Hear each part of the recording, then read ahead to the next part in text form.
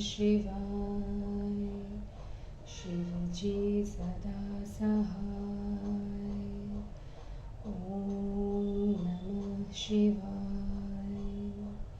गुरुजी सदा सहाय। जय गुरुजी। अथ श्री शिव महापुराणे तृतीय शत्रुत्र संहिता अथ षट्त्रिंशोऽध्यायः।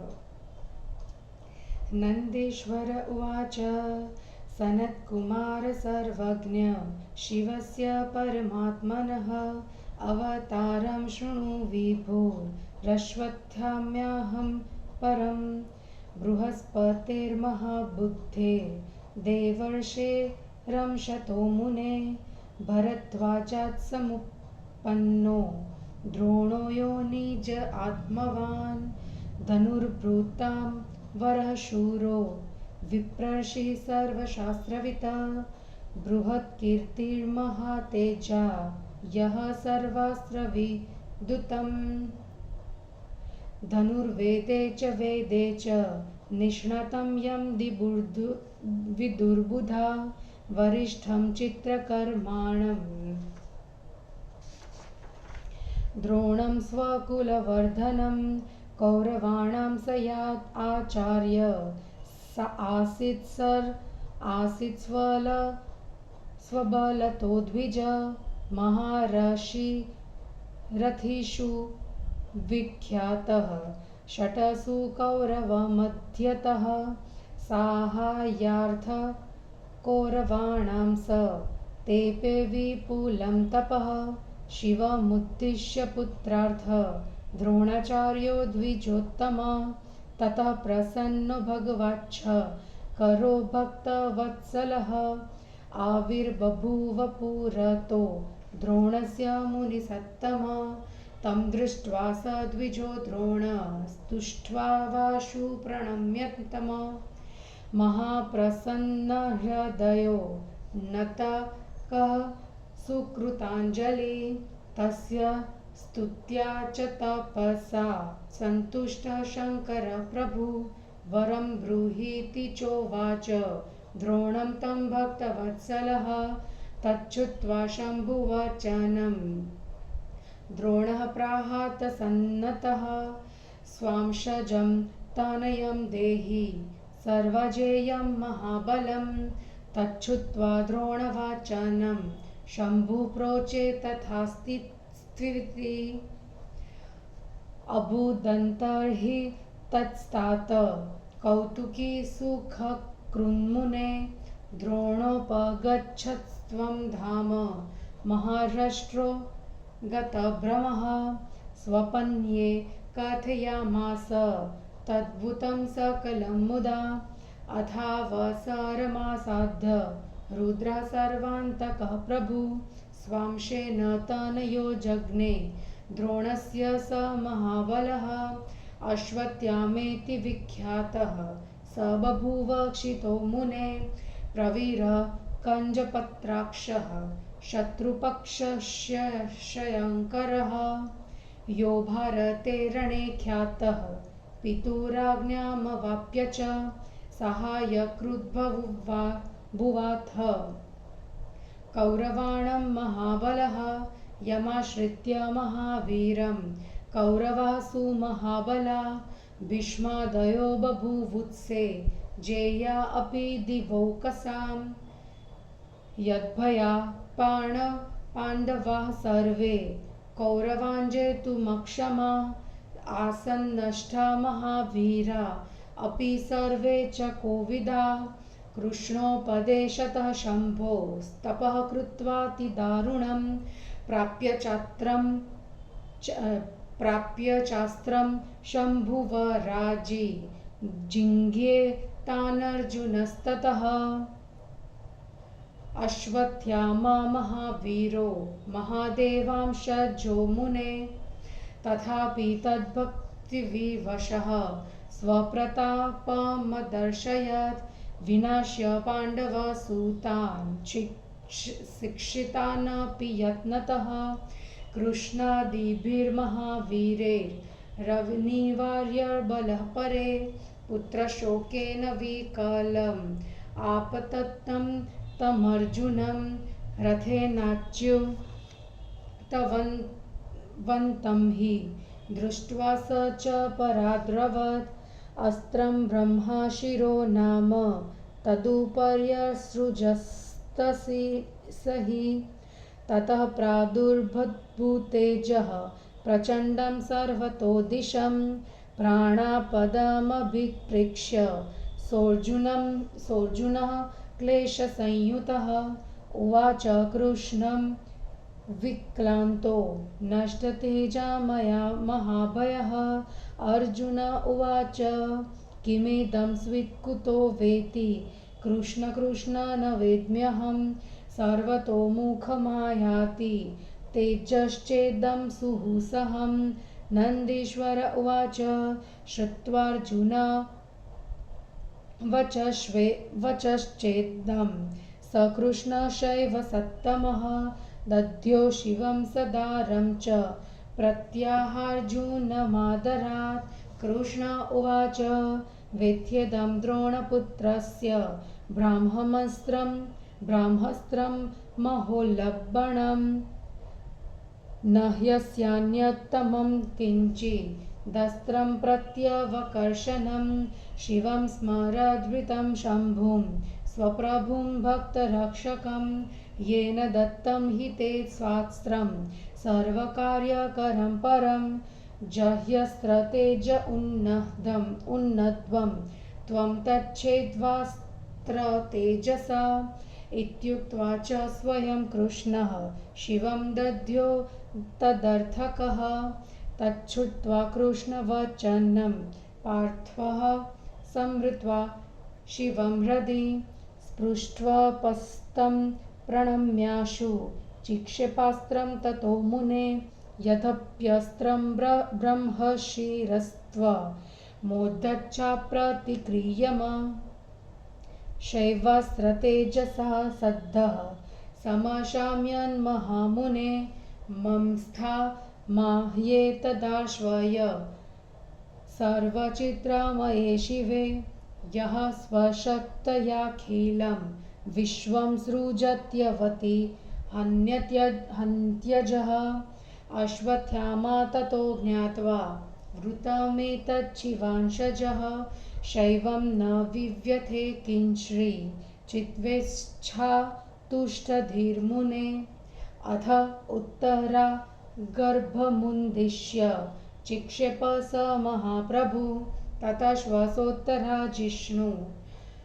वधूर्विकलमानसा कृष्णं तुष्टावलक्ष्मीशं हृष्यमाना तदस्त्रतः ततः कृष्णः शिवं ध्यात्वा हृदा नुत्वा प्रणम्य च अपाण्डवमिदं कर्तु द्रोणेरस्त्रमबुध्यत स्वरक्षार्थेन्द्रदत्तेन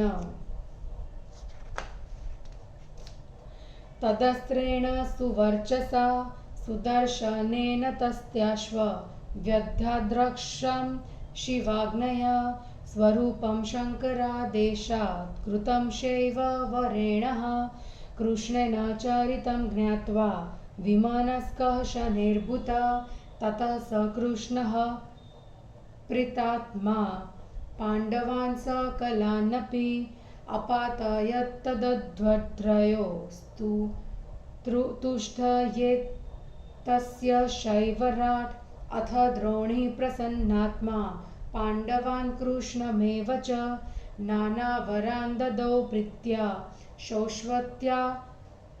सौष्वत्थामानुगृह्य च इत्थं महेश्वरस्तात चक्रलीलां परां प्रभु अवतीर्यक्षितो द्रोणीरूपेण मुनिसत्तमः शिवावतारोऽश्वत्थामा महाबलपराक्रमः त्रैलोक्यसुखदोऽद्यापि वर्तते जाह्नवीतटे अश्वत्थामावतारस्ते वर्णितः शङ्कर प्रभो सर्वसिद्धिकरश्वापि भक्ताभीष्टफलप्रदः य इदं शृणुयाद्भक्त्या कीर्तयेद्वा समाहितः ससिद्धिं प्राप्नुयादिष्टाम् अन्ते शिवपुरं व्रजेत।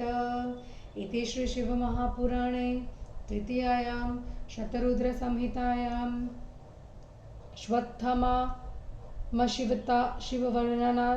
शिववतरवर्णनं नाम 133 हिंदी अनुवाद। नंदीश्वर ने कहा, हे सर्वज्ञ सनत कुमार, अब तुम शिवजी का अश्वत्थामा नामक अवतार का वर्णन सुनो। हे मुनि, महाबुद्धि वाले देवर्षि बृहस्पति के अंश से भरद्वाज द्वारा अयोनिज द्रोण नामक पुत्र उत्पन्न हुआ। वह सभी धनुरार्धियों में श्रेष्ठ, शूर, ब्रह्मर्षि, समस्त शास्त्रों का ज्ञाता, अत्यंत सुयश वाला, महातेजस्वी तथा समस्त शास्त्रों का जानने वाला था, जिन्हें विद्वान वेदों तथा धनुर्वेद में पारंगत कहा करते थे। विचित्र कर्म करने वाले श्रेष्ठ द्रोण अपने कुल को बढ़ाने वाले थे। हे ब्राह्मण, वे अपने बल से कौरवों के आचार्य थे और कौरवों के 6 महारथियों में प्रसिद्ध थे। कौरवों की सहायता करने के लिए पुत्र प्राप्ति की इच्छा से शिव जी को लक्ष्य कर इन्होंने बहुत तप किया। हे मुनिवर, उस तप से प्रसन्न होकर भक्तवत्सल भगवान शिव जी द्रोण के आगे प्रकट हुए। उन्हें देखकर उस ब्राह्मण द्रोण ने प्रसन्न होकर हाथ जोड़कर उन्हें प्रणाम किया और उनकी स्तुति करने लगा। उनकी तपस्या तथा स्तुति से प्रसन्न भक्तवत्सल शिवजी ने द्रोण से वर मांगो कहा। शिवजी के इन वचनों को सुनकर विनम्र द्रोण ने कहा कि आपके अंश से उत्पन्न अजय तथा महाबली पुत्र मुझे दीजिए। द्रोण के इन वचनों को सुनकर शिवजी ने कहा, ऐसा ही होगा। हे तात, हे मुनि, वे लीलाकर्ता तथा सुखदाता शिवजी अंतर्धान हो गए। उसके बाद प्रसन्न तथा संदेह रहित होकर द्रोण अपने घर गए। उन्होंने प्रसन्न होकर अपनी स्त्री को वह समाचार सुनाया। उसके बाद सर्वांतर्यामी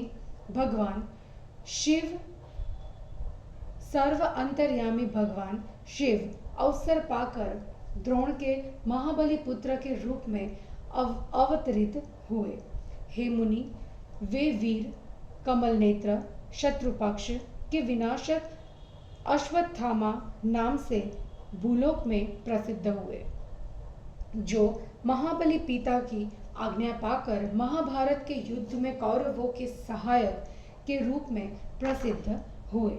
जिस महावीर का सहारा पाकर भीष्म आदि कौरव महाबली हुए और वे देवताओं द्वारा भी अजय हो गए थे, जिसके भय से सभी पांडव कौरवों को जीतने में असमर्थ हो गए थे, सभी महावीर होने पर भी नष्ट हो गए थे। शिव जी का कठोर तप करने से और श्री कृष्ण के उपदेश से शिव जी से अस्त्र पाकर अर्जुन ने उन्हें जीता। हे मुनि, महावीर अश्वत्थामा ने महादेव के अंश से उत्पन्न होने के कारण उनकी भक्ति के वश होकर अपना प्रताप दिखलाया। युद्ध शिक्षा पाए हुए भी पांडव पुत्रों को मारकर कृष्ण आदि महावीर भी उसके बल को रोक नहीं सके। पुत्र शोक ने व्याकुल होकर श्री कृष्ण से के सहित रथ पर चढ़कर आते हुए अर्जुन को देखकर अश्वत्थामा भागा और अश्वत्थामा ने अर्जुन के ऊपर ब्रह्मशीर नामक अस्त्र का प्रहार किया, जिससे 10 दिशाओं में प्रचंड तेज फैल गया। अपने प्राणों पर कष्ट आया देखकर दुखी अर्जुन ने भयभीत होकर श्री कृष्ण से कहा। अर्जुन ने कहा, हे कृष्ण, मैं कुछ समझ नहीं पा रहा हूँ। यह असह्य तेज चारों ओर से मेरी ओर आ रहा है।